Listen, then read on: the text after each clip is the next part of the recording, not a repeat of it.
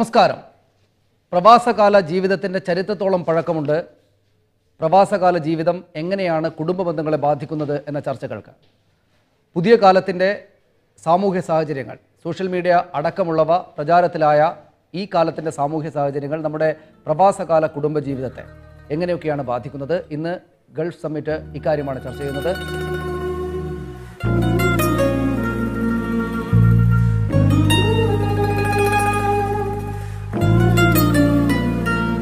ഈ ചർച്ചയിൽ പങ്കെടുക്കുന്നത് ഇവരാണ്.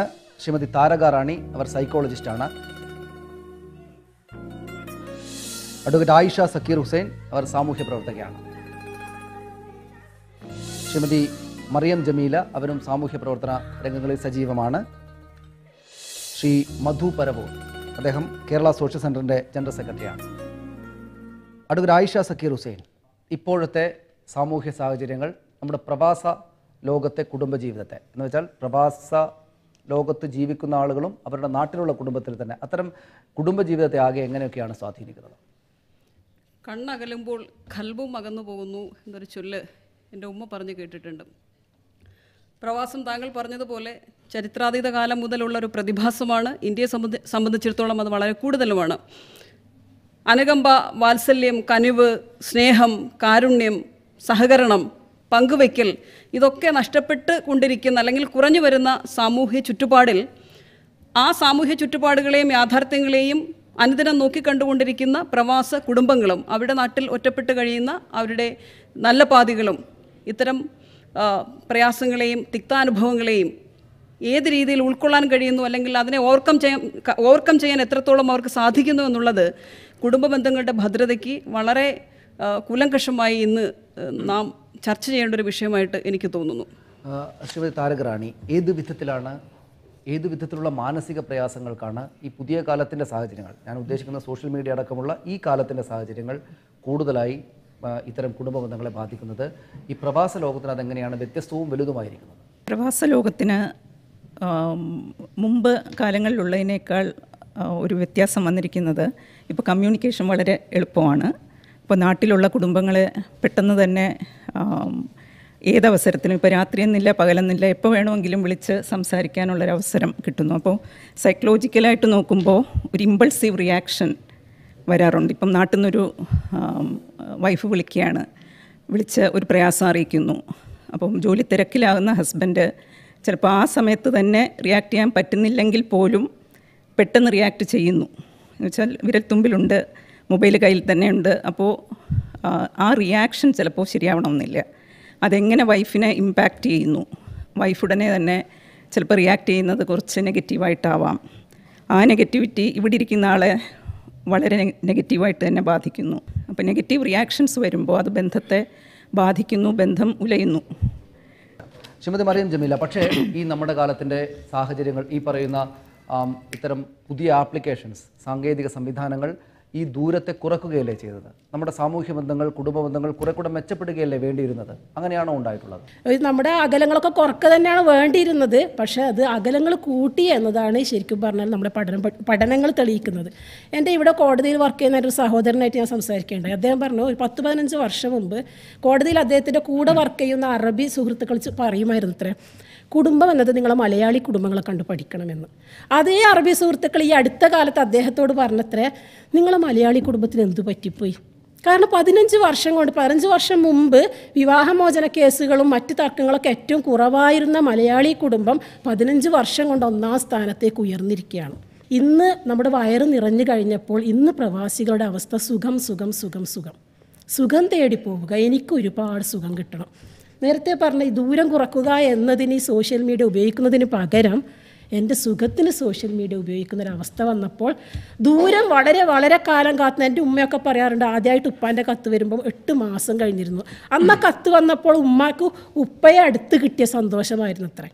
അത് മാറി ഇന്ന് അന്നേരം എൻ്റെ ഭർത്താവ് ഇവിടെ എന്തൊക്കെ ചെയ്യുന്നത് എന്ന് ഞാൻ വീഡിയോ കോളിലൂടെ ഇങ്ങനെ കാണുകയാണ്.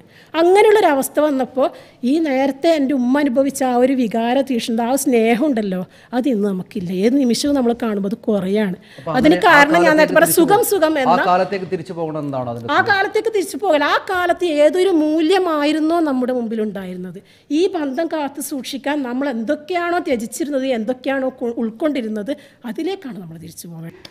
മധു പരവൂർ, നമ്മൾ കരുതും പോലെ ഈ കുടുംബ ബന്ധങ്ങളിൽ വലിയ തോതിലുള്ള പ്രശ്നം ഉണ്ടായിട്ടുണ്ടോ? ആ ഉണ്ടായതിന് ഈ സാമൂഹ്യ സാഹചര്യങ്ങൾ എത്രത്തോളം കാരണമാണ്? ഉണ്ടായിട്ടുണ്ട് എന്നുള്ളതാണ് നമ്മുടെ അടുത്ത കാല സംഭവവികാസങ്ങളും പഠനങ്ങളും ഒക്കെ തെളിയിക്കുന്നത്.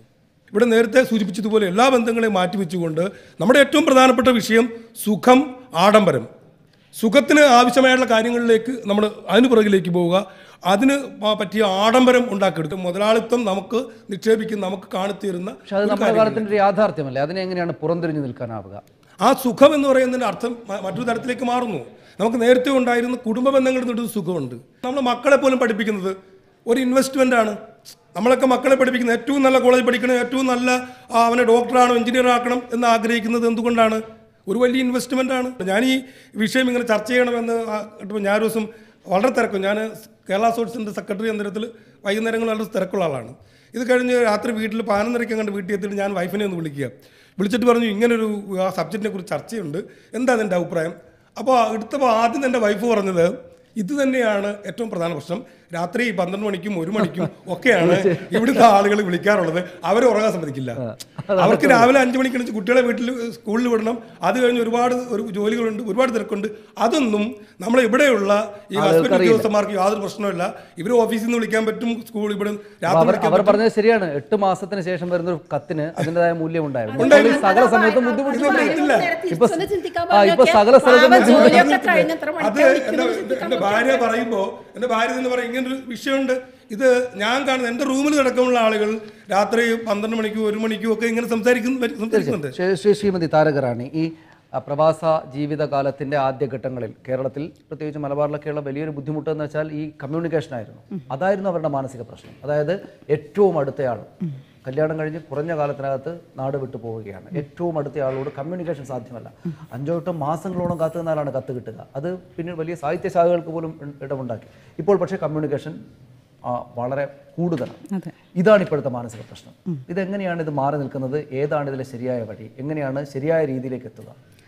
ഇപ്പം നമ്മൾ കമ്മ്യൂണിക്കേഷനെ മാത്രം കുറ്റം പറഞ്ഞുകൊണ്ട് കാര്യമില്ല. കമ്മ്യൂണിക്കേഷന് ഉപരിയായിട്ട് മറ്റ് പല കാര്യങ്ങളും ഉണ്ട്. ഇപ്പം ക്രിയേറ്റ് എന്നുള്ള ഇംഗ്ലീഷ് വേർഡ് എടുക്കുക. എന്തിനാണ് മാരേജ്? ഇപ്പം നമ്മൾ അടിസ്ഥാനപരമായി ചിന്തിച്ചു കഴിഞ്ഞാൽ മാരേജ് എന്ന് പറയുന്നത് പ്രൊക്രിയേഷന് വേണ്ടിയിട്ടാണ്. ദൂരം കുറവായിരുന്നു. അപ്പോൾ ആളുകൾ ചിന്തിക്കുന്നത് എൻ്റെ അടുത്തുണ്ട്, എൻ്റെ പ്രതീക്ഷകൾ മറ്റേയാൾ നമ്മൾക്ക് ശരിവെക്കണം, ഭാവനയിലെങ്കിലും നമ്മുടെ ഒപ്പമാണ് അദ്ദേഹം അല്ലെങ്കിൽ അയാൾ, അവർ എന്ന തോന്നലുണ്ടായിരുന്നു. ഇപ്പോൾ പക്ഷേ യാഥാർത്ഥ്യമാണ്, അടുത്തുണ്ട്. അതത്ര ഈ പറയുന്ന ക്രിയേറ്റ് അവസ്ഥയിലല്ല, പീഡിപ്പിക്കുന്ന അവസ്ഥയിലാണ്, പീഡനം ഉണ്ടായി പോകുന്നു. അത് ഈ പ്രവാസത്തിന്റെ മാത്രം പ്രശ്നമല്ല, എല്ലായിടത്തും കുടുംബ ബന്ധങ്ങളിൽ ഈ ഒരു പ്രശ്നമുണ്ട്. അത് ഈ കാലത്തിന്റെ മാറ്റം കൊണ്ടാണ്. അത് പക്ഷേ നമ്മൾ ഈ പറയുന്ന മൂല്യങ്ങളുടെ നിന്ന് വ്യതിചലിക്കുന്നതുകൊണ്ടാണോ? മൂല്യങ്ങളും അത് മറ്റൊരു ഘടകമാണ്. എന്ന് വെച്ചാൽ വളർത്തിക്കൊണ്ടുവരുന്ന രീതി. ഞാൻ ഒരു ഉദാഹരണം പറയാം. എനിക്ക് വന്നിട്ടുള്ള ഒരു കേസ്, ഗൾഫിൽ വളർന്ന ഒരു പെൺകുട്ടിയാണ്. അപ്പോൾ ഗൾഫിൽ വളരുന്ന ഒരു പെൺകുട്ടിക്ക് ഇവിടെ കിട്ടുന്ന ഒരു അവസ്ഥ എന്ന് പറഞ്ഞാൽ എല്ലാ സ്വാതന്ത്ര്യവും നൽകി വളർത്തുന്നു. എല്ലാവരും അങ്ങനെയല്ല, ചില കുടുംബങ്ങളിൽ അത് കാണാറുണ്ട്. അങ്ങനെ വളർത്തുന്ന ഒരു കുട്ടിക്ക് വിവാഹാലോചന വരുമ്പോൾ അതിന് യോജിച്ച ഒരാളാണോ എന്ന് ചിന്തിക്കുന്നില്ല. തീർച്ചയായും അത്തരം സാംസ്കാരികമായ വ്യത്യാസങ്ങൾ, ഉദാഹരണത്തിന് നാട്ടിലും ഇവിടെയുള്ള സാംസ്കാരികമായിട്ടുള്ള വ്യത്യാസങ്ങൾ, തലമുറകൾ തമ്മിലുള്ള സാംസ്കാരികമായ വ്യത്യാസങ്ങൾ, ഇവയൊക്കെ എത്രമാത്രം കാരണം? ഇത് വളരെ ശ്രദ്ധേയമായ ഒരു നിരീക്ഷണമാണ്. പ്രത്യേകിച്ച് പെൺകുട്ടികൾ ഇന്ന് നമ്മുടെ മൂല്യബോധവും അതുപോലെ തന്നെ നമ്മുടെ കുടുംബ ചുറ്റുപാടുകളും കുറേയൊക്കെ ഇപ്പോഴും പുരുഷ കേന്ദ്രീകൃതമായ വാല്യൂ അടിസ്ഥാനത്തിൽ രൂപപ്പെടുത്തി വരികയും അതിൽ തന്നെ ഇന്നും പിന്തുടരുകയും ചെയ്യുന്നൊരു സാമൂഹ്യ ചുറ്റുപാടാണ് നമുക്കുള്ളത്. പക്ഷേ ഒരു പെൺകുട്ടി അവളുടെ വിവാഹം എന്ന് പറയുന്നത് ഒരു പറിച്ചു നടലാണ്.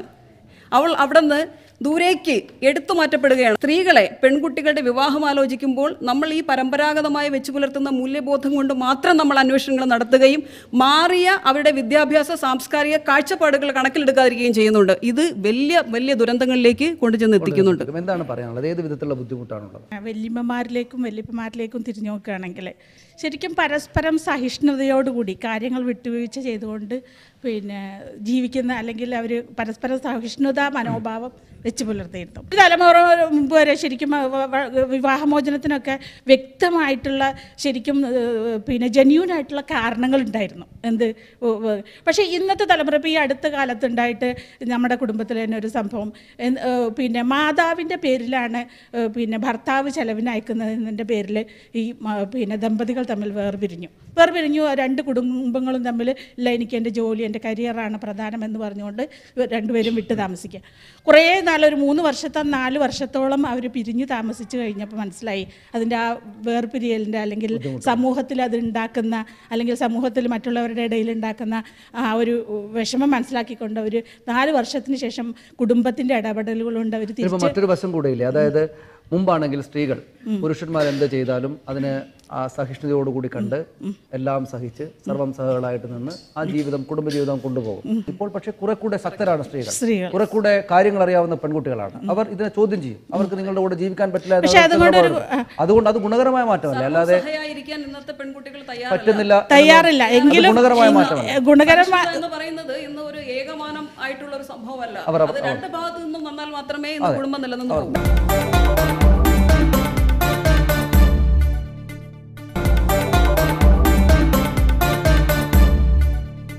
ഇപ്പോഴത്തെ തലമുറയ്ക്കൊരു പ്രത്യേകത ഉണ്ട്. അതായത് ഇവർ കാണുന്നതും ഇമിറ്റേറ്റ് ചെയ്യുന്നതും ഒരുതരം വെസ്റ്റേൺ കൾച്ചറാണ്. അപ്പം അതിൻ്റെ റീസൺ വെസ്റ്റേൺ ഇൻഫ്ലുവൻസ് ചെയ്തിട്ടുള്ളൊരു എഡ്യൂക്കേഷനാണ് നമുക്ക് വരുന്നത്. അവരെ കൾച്ചർ എന്താ നമുക്കറിയാം.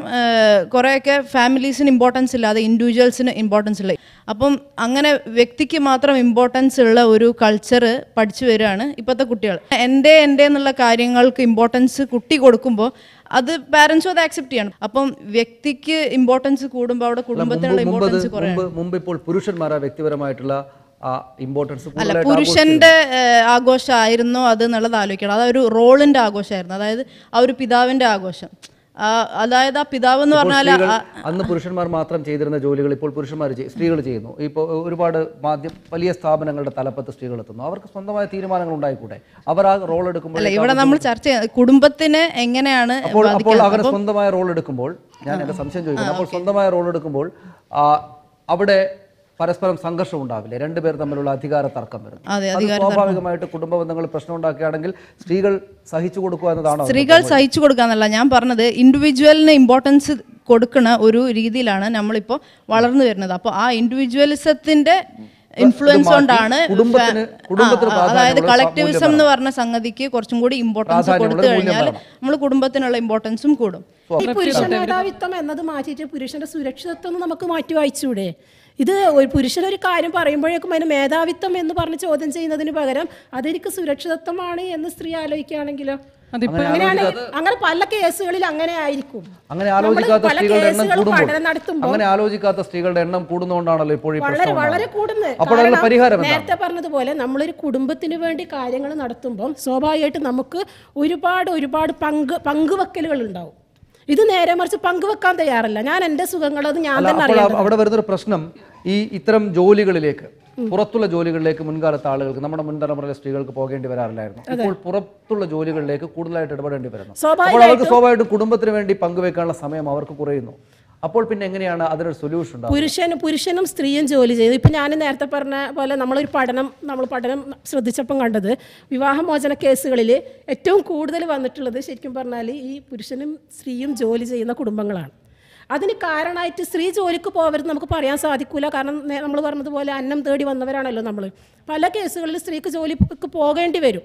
അപ്പം സ്വാഭാവികമായിട്ടും നമ്മൾ പുരുഷനായാലും സ്ത്രീ ആയാലും പങ്കുവെക്കാൻ തയ്യാറാവണം. എല്ലാവരും നല്ല വിദ്യാഭ്യാസം നേടുന്നവരാണ്. മാത്രമല്ല നമ്മളിപ്പം ഏറ്റവും കൂടുതൽ, അതായത് വനിതാ കമ്മീഷനിലും അതുപോലെ തന്നെ കുടുംബ കോടതികളിൽ എത്തുന്നത് നമ്മൾ ഈ വിഷയമല്ല. ഞാൻ പറഞ്ഞു പരസ്ത്രീ ബന്ധവും അതുപോലെ തന്നെ സ്ത്രീ പുരുഷ ഞാൻ പറഞ്ഞു വരുന്നത് പക്ഷെ വന്ന കേസുകൾ പഠനം നടത്തുമ്പോൾ ഇത് കുറേ ഉണ്ട്. പക്ഷെ ഞാൻ പറഞ്ഞു വരുന്നത് ഈ പ്രശ്നം നമുക്ക് ഒഴിവാക്കാം. സ്ത്രീയും ജോലിക്ക് പോകുന്നത് നല്ലത് തന്നെ. നേരെ മറിച്ച് പുരുഷനായാലും ഒരു വ്യക്തി എന്ന നിലയിൽ അവന് കുടുംബമുണ്ട്, സമൂഹമുണ്ട്, അവന്റെ വ്യക്തിപരമായ കാര്യങ്ങളുണ്ട്. അതൊക്കെ പങ്കുവെക്കാൻ കഴിയുമ്പോൾ മുന്നോട്ട് പോകും. അല്ല, എല്ലാവരും സൂചിപ്പിച്ചു ഇവിടെ പറഞ്ഞ വെസ്റ്റേണിനെ നമ്മൾ കുറ്റപ്പെടുത്തി സംസാരിച്ചു, അതുപോലെ തന്നെ സോഷ്യൽ മീഡിയനെ കുറ്റപ്പെടുത്തി സംസാരിച്ചു. അത് മാത്രമല്ല ഇവിടെ വരുന്നത്, ഇവിടെ പരസ്പരമായ നേരത്തെ സൈക്കോളജിസ്റ്റ് അതിന് താങ്കൾ പറയുന്ന പരസ്പര ധാരണ ഇല്ലായ്മയ്ക്കും പരസ്ത്രീ ബന്ധം പോലുള്ള കാര്യങ്ങൾക്കും ഒക്കെ കാരണമാകുന്നത് വെസ്റ്റേൺ കൾച്ചറും പിന്നെ ഈ പറയുന്ന സോഷ്യൽ മീഡിയ അടക്കമുള്ള കാര്യങ്ങളാണ് എന്നുകൂടിയാണ്. ഉണ്ടായിരുന്നു. കാരണം ഈ കുടുംബ ബന്ധങ്ങൾ എന്ന് പറഞ്ഞാൽ വൈവാഹിക ജീവിതം എന്ന് പറഞ്ഞാൽ റബ്ബർ ബാൻഡാണ്. റബ്ബർ ബാൻഡ് രണ്ട് ഭാഗത്തു നിന്നും ഒരുപോലെ വലിച്ചത് പൊട്ടും. ഒരു ഭാഗത്ത് നിന്ന് ചെറിയൊരു അയവുണ്ടായാൽ അത് കൂടുതൽ കാലം അത് സ്ത്രീകൾ ചെയ്യണമെന്നാണോ അത് സ്ത്രീകൾ ചെയ്യണമെന്നാണോ താങ്കൾ പറയുന്നത്? പക്ഷേ അത് ആവശ്യമാണ്, രണ്ട് ഭാഗത്തും ആവശ്യമാണ്. അതാണ് ഞാൻ പറഞ്ഞത്. ഒരു ഭാഗത്ത് വലിഞ്ഞു നിൽക്കുമ്പോൾ മറ്റേ ഭാഗം വിട്ടുകൊടുക്കണം. ചെയ്തേ പറ്റൂ. സാംസ്കാരികവും സർഗാത്മകവുമായ പുതു ആവിഷ്കാരങ്ങൾക്ക് നമ്മുടെ കുടുംബാന്തരീക്ഷം വേദിയാകാത്തിടത്തോളം കാലം നമ്മൾ ഈ കാഴ്ചപ്പാട് ഇനി എത്രത്തോളം അടിച്ചേൽപ്പിക്കാൻ ശ്രമിച്ചു കഴിഞ്ഞാലും വിദ്യാഭ്യാസമുള്ള സ്വന്തമായ അദ്ദേഹം പറഞ്ഞല്ലോ ഒരു റബ്ബർ ബാൻഡ് പോലെ ഒരു റബ്ബർ രണ്ട് ഭാഗത്തു നിന്നും വലിച്ചാൽ അത് പൊട്ടിപ്പോകും. ഒരു ഭാഗം വിട്ടുകൊടുക്കണം. അത് ആ ഒരു കുടുംബത്തിൽ സ്ത്രീയാണ് കൂടുതൽ മെച്ചപ്പെട്ട സാഹചര്യങ്ങൾ നിൽക്കുന്നതെങ്കിൽ പുരുഷൻ വിട്ടുകൊടുക്കണ്ടേ? അതിൽ പുരുഷൻ തയ്യാറാകുമോ? നമ്മുടെ സാഹചര്യങ്ങൾ പുരുഷൻ തയ്യാറാകും. അന്തരീക്ഷത്തിൽ സ്ത്രീ പുരുഷ സമത്വത്തിനേക്കാളും കൂടുതൽ രണ്ടുപേർക്ക് അവരവരുടേതായ സ്പേസ് ഉണ്ട്. സ്ത്രീയും പുരുഷനും അവർക്ക് അവരുടേതായ റോളും ഉണ്ട്. സ്ത്രീയുടെ റോളല്ല പുരുഷന്റെ. ആ റോള് പുരുഷാധിപത്യ സമൂഹം ഉണ്ടാക്കിയതാണ്, ഞങ്ങൾക്ക് ആധിപത്യം ഉള്ളതാണെന്ന് അവർ പറയുന്നതാണെന്നാണ് ആളുകൾ പറയുന്നത്. അങ്ങനെയല്ല, അത് ആധിപത്യമല്ല. രണ്ടുപേരും മനസ്സിലാക്കാന്നുള്ളതാണ്. പുരുഷന് ഒരിക്കലും ഒരു സ്ത്രീക്ക് ചെയ്യേണ്ടതായ കാര്യങ്ങൾ ചെയ്യാൻ പറ്റില്ല. തീർച്ചയായും അതാണ് പുരുഷാധിപത്യമല്ല. അത് പുരുഷാധിപത്യമല്ല. അതാണ് ഇന്നത്തെ ട്രെൻഡ്. ഞാൻ എന്തിനു തോറ്റു കൊടുക്കണം? രാഷ്ട്രീയമായ പുതിയ ചിന്തകളെന്ന് ചില ആളുകൾ മനസ്സിലാക്കുന്നത് ഞങ്ങൾക്ക് രണ്ടുപേർക്കും ഒരുപോലെയുള്ള സ്പേസ് വേണമെന്നാണ്. അങ്ങനെയല്ലേ ഡോക്ടർ? അങ്ങനെയാണ്. ഞങ്ങൾക്ക് ഇപ്പോഴത്തെ കുട്ടികൾ വിചാരിക്കുന്നു എനിക്കും മറ്റുള്ള ആളെ പോലെ തന്നെ എൻ്റെ സഹോദരനെ പോലെ തന്നെയുള്ള സ്പേസ് വേണമെന്നാണ്. അങ്ങനെയെങ്കിൽ എങ്ങനെയാണ് റബ്ബർ ബാൻഡ് വലിക്കുക? എങ്ങനെയാണ് അതിനുള്ള ഒരു പരിഹാരം? വിദ്യാഭ്യാസമോ മറ്റു സാഹചര്യങ്ങളോ മാത്രമല്ല നമ്മൾ കണക്കിലെടുക്കേണ്ടത്. പേഴ്സണാലിറ്റി എന്ന് പറയുന്ന ഒരു കാര്യമുണ്ട്. അത് ഡെവലപ്പ് ചെയ്യുന്നത് ഏറ്റവും എന്ന് വെച്ചാൽ ജനിച്ച നാൾ തൊട്ട് തന്നെ ഡെവലപ്പ് ചെയ്യുന്നൊരു കാര്യമാണ്. അപ്പോൾ വളർത്തിക്കൊണ്ടുവരുന്നതിൽ അതിന് വലിയൊരു ഇമ്പോർട്ടൻസ് ഉണ്ട്. അതിൻ്റെ കൂടെ മറ്റുള്ളവരിൽ നിന്ന് കിട്ടുന്ന ഫീഡ്ബാക്ക്, എക്സ്പീരിയൻസസ്, ഇതെല്ലാമാണ് പേഴ്സണാലിറ്റിയെ. പക്ഷേ ഇപ്പോൾ നമ്മുടെ നാട്ടിൽ ഈ സാധാരണ സാഹചര്യങ്ങളിൽ ജോലി ചെയ്യാൻ വരുന്ന സഹോദരിമാരുണ്ട്, സ്ത്രീകൾ. അവരുടെ പുരുഷന്മാർ, ഭർത്താക്കന്മാർ നാട്ടിലായിരിക്കും. തിരിച്ചാലോചിക്കുക, അതൊരു പ്രവാസ ജീവിതമാണല്ലോ. പുരുഷന്മാരുടെ ഈഗോ വലിയ തോതിൽ വർക്ക് ചെയ്യും. ഈ സ്ത്രീകൾ ഏത് തരത്തിലാണ് അവരുടെ പിന്നാലെ ഏത് നിമിഷങ്ങളിലും അവരെന്താണ് ചെയ്യുന്നതെന്ന് തോന്നും. അത്തരം ബന്ധങ്ങളിൽ അങ്ങനെ ഉണ്ടാകുന്ന ബുദ്ധിമുട്ടുകൾ എങ്ങനെയാണ് പരിഹരിക്കാൻ കഴിയുക? അതെ, അതും വളർന്നു വരുന്ന സാഹചര്യത്തിൻ്റെതാണ്. കുടുംബത്തിൽ എങ്ങനെയാണ് പുരുഷന് കൊടുക്കുന്ന സ്ഥാനം എന്താണ്, സ്ത്രീക്ക് കൊടുക്കുന്ന സ്ഥാനം എന്താണ്. ഇപ്പോൾ എൻ്റെ അടുത്ത് ധാരാളം മലയാളി കുടുംബങ്ങളിലെ കേസസ് വരാറുണ്ട്. അവർ പറയുന്നത്, ഞാൻ നാട്ടിലേക്ക് വിളിച്ചപ്പോൾ വൈഫ് ഫോൺ എടുത്തില്ല. എവിടെയായിരുന്നു വൈഫ്? അപ്പോൾ അവിടെ ഒരു സംശയം വരികയാണ്. വീട്ടിൽ വിളിച്ച് ചോദിക്കുന്നു, വീട്ടുകാർ ഇന്ന സ്ഥലത്ത് പോയി എന്ന് പറയുന്നു. എന്തുകൊണ്ട് എന്നോട് പറഞ്ഞില്ല? വീട്ടിലിരിക്കുന്ന ആൾ എങ്ങനെയാണ് പറയുന്നത്? അപ്പം ആ ഒരു മാനസികാവസ്ഥ എവിടെ നിന്ന് ഈ പുരുഷന് വരുന്നു?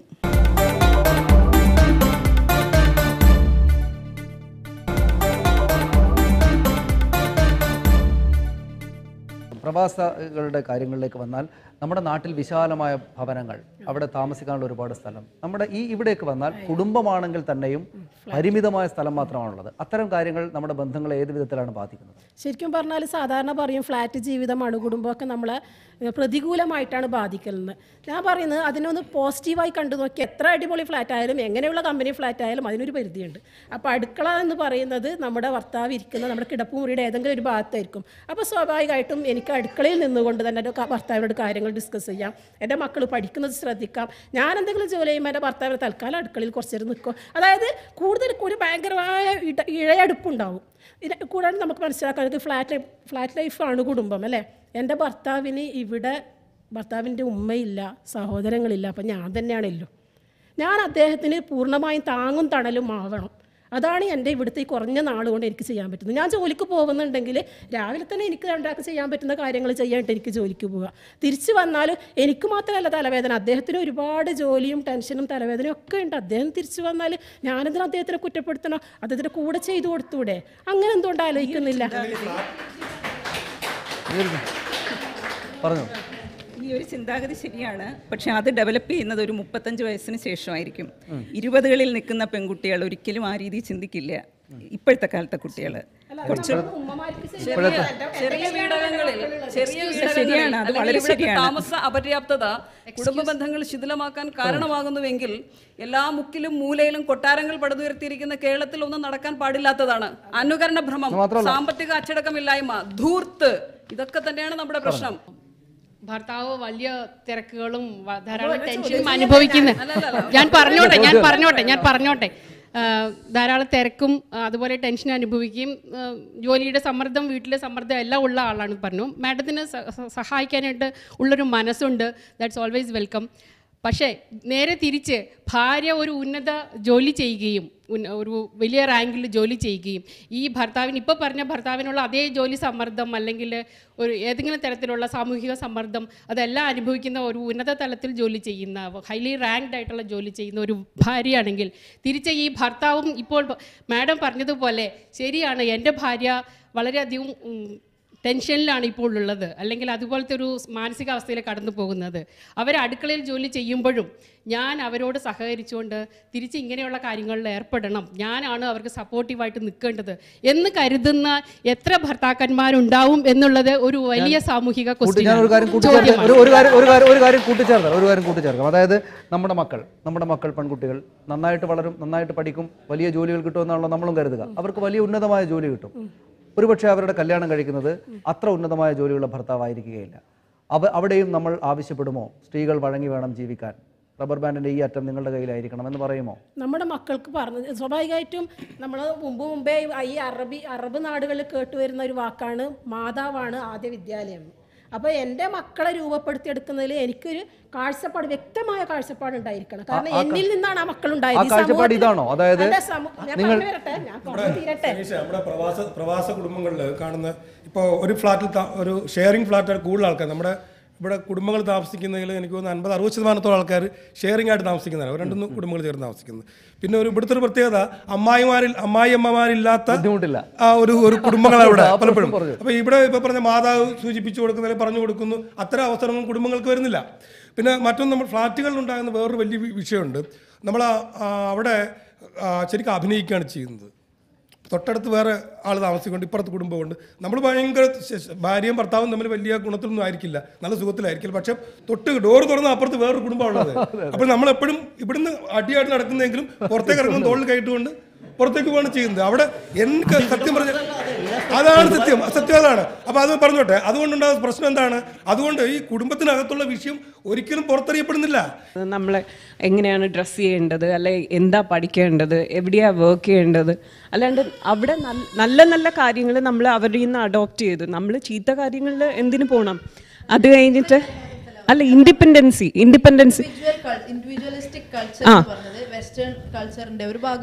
എത്ര നല്ല ഫാമിലീസ് ഉണ്ട്. എനിക്ക് നല്ല ഫ്രണ്ട്സ് ഉണ്ട്. അല്ല, അത് നമ്മുടെ കാഴ്ചപ്പാട് മാത്രമാണ്. അല്ല, അവരുടെ ഇൻഡിപെൻഡൻസി എന്ന് പറയുന്നത് എത്രയോ ഇൻഡിവിജ്വലിസം എന്താണ്. എനിക്ക് ഒരുപാട് നല്ല ഫാമിലീസിനെ അറിയാം.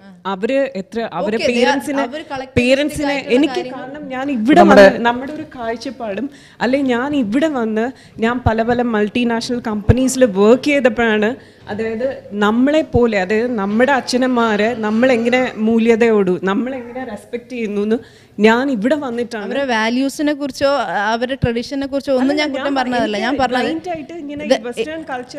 വെസ്റ്റേൺ കൾച്ചറിൽ ഇൻഡിവിജ്വലിസ്റ്റിക് ആയിട്ട് നമ്മൾ കാര്യങ്ങൾ ചെയ്യുമ്പോൾ അതായത് ഞാൻ എൻ്റെ നമ്മൾ കൂടുതലായിട്ട് ഇൻഡിവിജ്വൽസിനെ അല്ല അപ്പോൾ ആ ഒരു സംഗതി അല്ല അപ്പോഴും മാഡം ഈ ഇൻഡിവിജ്വൽസിന് കൂടുതൽ പ്രാധാന്യം കിട്ടുന്നത് തന്നെയല്ലേ നല്ലത്. ഇൻഡിവിജ്വൽസിന്റെ പ്രാധാന്യം, ഞാൻ എൻ്റെ ഭാര്യയുടെ ഇൻഡിവിജ്വൽ എന്ന പ്രാധാന്യത്തെ ഞാൻ അംഗീകരിക്കുന്നു എന്നത് അങ്ങനെയല്ലേ പറയേണ്ടത്. അവർ പറഞ്ഞത് അങ്ങനെയല്ല, കുറ്റമായിട്ടല്ല അവർ പറഞ്ഞത്. പക്ഷേ എങ്കിൽ പോലും ഇൻഡിവിജ്വൽസിനെ അംഗീകരിക്കുന്ന ഒരു മാനസിക നില ഉണ്ടാവുക എന്നതാണ് പ്രധാനം. റെസ്പെക്ട് എന്ന് പറയുന്നത് അതാണ്, മറ്റേ ആളുടെ ഇൻഡിവിജ്വാലിറ്റിയെ റെസ്പെക്ട് ചെയ്യാൻ പറ്റണം. ഈ പണ്ടാണെങ്കിൽ നമ്മളുടെ അച്ഛനും അമ്മയടുത്ത് ഒരു കാര്യം ചോദിക്കുന്നു, അല്ലെ എനിക്ക് അതാവുന്നു, ഒരു പക്ഷേ അച്ഛനും അമ്മയും ഡിസ്കസ് ചെയ്യും ഇത് കുട്ടിക്ക് മേടിച്ചു കൊടുക്കണോ അല്ലെങ്കിൽ എന്താണ്. ഇപ്പോൾ എന്ന് പറഞ്ഞാൽ ആർക്കും സമയമില്ല. അതാണ് ഇപ്പം അമ്മ കുട്ടിക്ക് എന്താ മേടിച്ചു കൊടുക്കുന്നത്, അല്ലെ അച്ഛൻ എന്താ മേടിച്ചു കൊടുക്കുന്നത് പോലും നമുക്ക് അറിയാൻ പറ്റും. അതാണ് ഈ പരസ്ത്രീ ബന്ധം, പരപുരുഷ ബന്ധം, അതെല്ലാ കാലത്തും കുടുംബ ബന്ധങ്ങളെ തകർത്തിട്ടുണ്ട്. ഇപ്പോഴത്തെ ഈ സാങ്കേതിക സംവിധാനങ്ങൾ അവയെ കൂട്ടുന്നുണ്ടോ? അതായിരിക്കുമോ പ്രധാനപ്പെട്ട കാരണം? അത് വല്ലാതെ കൂട്ടുന്നുണ്ട്. അതിൻ്റെ സാധ്യതകൾ തുറന്നിട്ട് കൊടുക്കുന്നുണ്ട് ആണിനും പെണ്ണിനും. അതിൻ്റെ സാധ്യതകൾ നമ്മുടെ മിഠായി പാത്രം തുറന്നു വെച്ചിട്ട് കുഞ്ഞിനോട് എടുക്കരുത് എന്ന് പറയുന്നത് പോലെ അത് എടുക്കാതിരിക്കണമെങ്കിൽ അവൻ അത് എടുത്തു കഴിഞ്ഞാൽ എന്തൊക്കെ ദോഷമുണ്ടാകുമെന്ന് നമ്മൾ ആ പ്രായത്തിൽ തന്നെ പറഞ്ഞു കൊടുക്കാനുള്ളൊരു പക്വത നമുക്കുണ്ടാവണം. പക്വത മീൻസ് എങ്ങനെ അത് കുട്ടിയെ കൺസീവ് ചെയ്യിപ്പിക്കുക എന്നുള്ളത്. അതോടൊപ്പം അതുപോലെയാണ് നമ്മൾ ഈ ടെക്നോളജിയുടെ വളർച്ചയെക്കുറിച്ച് പറയുന്നത്. പ്രവാസ ലോകത്തിൽ അനുഭവിക്കുന്ന ഒരു പ്രശ്നം, നാട്ടിലാണെങ്കിൽ ബന്ധുക്കളുണ്ട്, മുതിർന്ന ആളുകളുണ്ട്. നിങ്ങൾക്ക് തമ്മിലൊരു പ്രശ്നം വരികയാണെങ്കിൽ, നമുക്ക് തമ്മിലൊരു പ്രശ്നം വരികയാണെങ്കിൽ അത് പരിഹരിക്കാൻ ആളുകളുണ്ട്. ഇവിടെ അതില്ല. അങ്ങനെ ഒരു പ്രശ്നം പ്രവാസ ലോകത്ത് കൂടുതലുണ്ടോ? കൂടുതലുണ്ട്, തീർച്ചയായും ഉണ്ട്. കാരണം നാട്ടിൽ പല പ്രശ്നങ്ങളിലും നമ്മുടെ കുടുംബക്കാരിടപെടും. ഒരു വലിയ നേരത്തെ പറഞ്ഞ പോലെ ബലൂണ് പോലെ വീർക്കാൻ പോകുന്ന പ്രശ്നങ്ങൾ അവർ വന്നിട്ട് ഇടപെട്ടിട്ട് അത് ഇല്ലാതാക്കി തീർക്കുന്ന പല സംഭവങ്ങളും നമ്മുടെ നാട്ടിലുണ്ട്. പക്ഷേ ഇവിടെ അതിനുള്ള അവസരം കുറവാണ്. മതപരമായ സംഘടനകളുടെ മറ്റ് സംഘടനകളുടെ ഒക്കെ കൗൺസിലിംഗ് കൊണ്ട് ഇതിന് പരിഹാരം ഉണ്ടാകുമോ? ഉണ്ടാവും, പക്ഷേ അത് വളരെ കുറവാണ് എന്നതാണ് പഠനങ്ങൾ തെളിയിക്കുന്നത്. കാരണം ഇവിടെ ഫാമിലി കൗൺസിലിങ്ങുള്ള സംവിധാനങ്ങൾ വളരെ കുറവാണ്. ഇനിയും കുറേ ഉണ്ടായിട്ട് വേണം.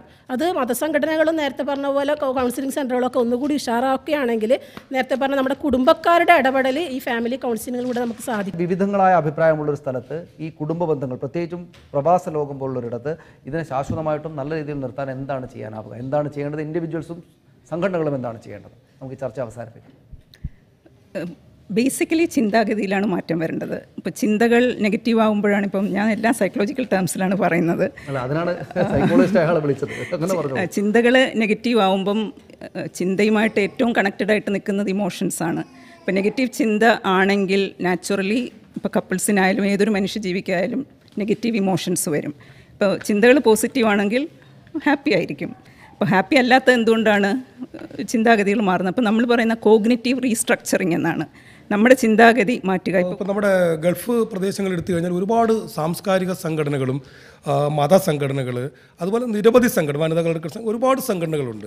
ഈ സംഘടനകൾക്ക് തന്നെ ഇത്തരം വിഷയങ്ങളെ ഒരിക്കലും ചർച്ച ചെയ്യുക മാത്രമല്ല, അവർ പ്രശ്നമേ മാറ്റുന്നില്ല. ഇപ്പോൾ ഗെറ്റ് ടുഗദറുകൾ നടത്താറുണ്ട് നമ്മൾ പലപ്പോഴും വലിയ ഫുഡൊക്കെ ഉണ്ടാക്കി എല്ലാവരും കഴിച്ച് പിരിഞ്ഞു പോകുന്നതല്ലാതെ അവിടെ കൂടുന്ന കുടുംബങ്ങൾ തമ്മിൽ ഒരു ധാരണ അല്ലെങ്കിൽ അവരുടെ പ്രശ്നങ്ങൾ പരസ്പരം ചർച്ച ചെയ്യുവാനും ആ പ്രശ്നങ്ങൾ അവർക്ക് തന്നെ പരിഹരിച്ചു പോകാൻ കഴിയുന്നൊരു ഒരു ഷെയറിംഗ് ഫാമിലി താമസിച്ചുകൊണ്ട് പരസ്പരം തല്ലുകൂടി ഡോർ തുറക്കുമ്പോൾ കെട്ടിപ്പിടിച്ച് പുറത്തേക്ക് വരുന്ന ഭാര്യാഭർത്താക്കന്മാരാകാതെ അത്തരം സാംസ്കാരിക സംഘടനയിൽ ഉണ്ടാകുന്ന ഗെറ്റ് ടുഗദറുകൾ മറ്റെല്ലാം അതിനെയെല്ലാം ഉപയോഗപ്പെടുത്തിക്കൊണ്ട് അവരുടെ പ്രശ്നങ്ങൾ പരിഹരിച്ചു പോകാൻ കഴിയണം. തീർച്ചയായും പുരുഷനാണെങ്കിലും സ്ത്രീയാണെങ്കിലും പരിഹാരത്തിന് ഒരുപാട് മാർഗങ്ങളുണ്ട്. അവരവരെ മാറ്റുക എന്നുള്ളതാണ് ഏറ്റവും പ്രധാനം. വളരെ നന്ദി ഈ ചർച്ചയിൽ പങ്കെടുത്തതിന്. കുടുംബ ബന്ധങ്ങളിലെ വിള്ളലുകൾ സ്വാഭാവികമായും പ്രവാസ ലോകത്ത് മാത്രമല്ല ലോകത്തെമ്പാടും കാണുന്ന പ്രതിഭാസമാണത്. പ്രവാസ ലോകത്തിന് അതിൻ്റെതായ സവിശേഷതകൾ ഉണ്ടാകും. പക്ഷേ എങ്കിൽ പോലും അവരവരെ വ്യക്തിയെ വിമലീകരിക്കുക എന്നതാണ് ഏറ്റവും പ്രധാനപ്പെട്ട കാര്യം. പരസ്പരം ചേർന്നു പോകാനാകുന്ന കുടുംബങ്ങൾ ഉണ്ടാവുകയും അത് സമൂഹത്തിൻ്റെ ആണിക്കല്ലായി നിൽക്കുകയും ചെയ്യുന്ന ഒരു കാലത്തെക്കുറിച്ചാണ് എല്ലാവരും ആഗ്രഹിക്കുന്നത്. വളരെ നന്ദി അതിഥികൾക്ക് ഗൾഫ് സമ്മിറ്റിൽ പങ്കെടുത്തതിന്.